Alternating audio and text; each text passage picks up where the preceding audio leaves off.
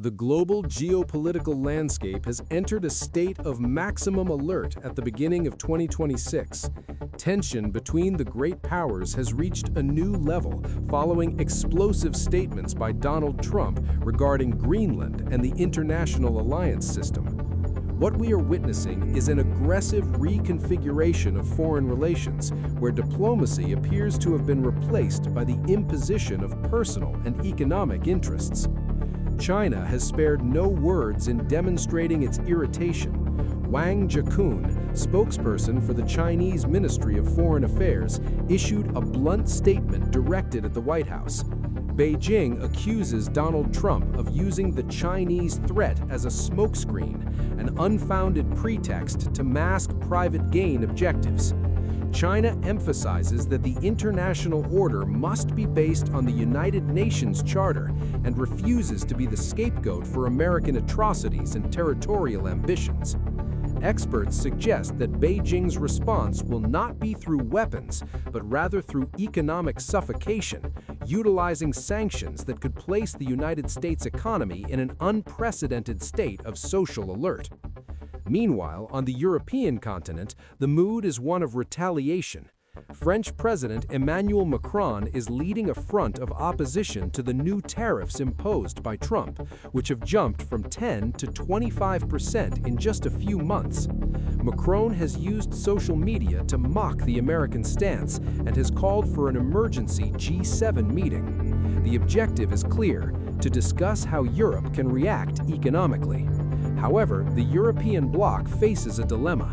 Leaders like Giorgia Meloni and Keir Starmer recognize that Trump's measures are a strategic error, yet they know that without a solid alliance with China, Europe has few tools to bend Washington's will. Russia has also entered the debate through Dmitry Peskov.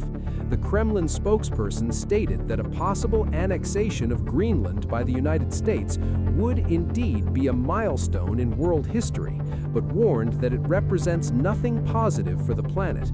For Moscow, this is a clear example of rising imperialism that ignores the sovereignty of smaller nations such as Denmark.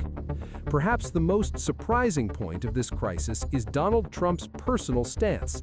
In an open letter sent to the Prime Minister of Norway, the American president cast aside diplomatic language to make room for his ego.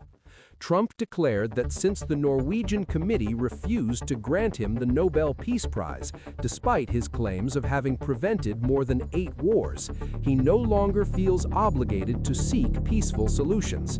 His words were direct: "The Nobel is no longer useful to me." Now his priority is what he defines as appropriate for the United States, signaling that the use of force and economic pressure will be the rule rather than the exception. What we see in 2026 is a leader who seems to abandon ideological justifications in favor of private interests. Whether in Venezuela, Iran, or Greenland, the pattern repeats. Trump uses an external threat to justify forceful actions and eventually admits that the ultimate goal is the control of resources or a demonstration of personal power.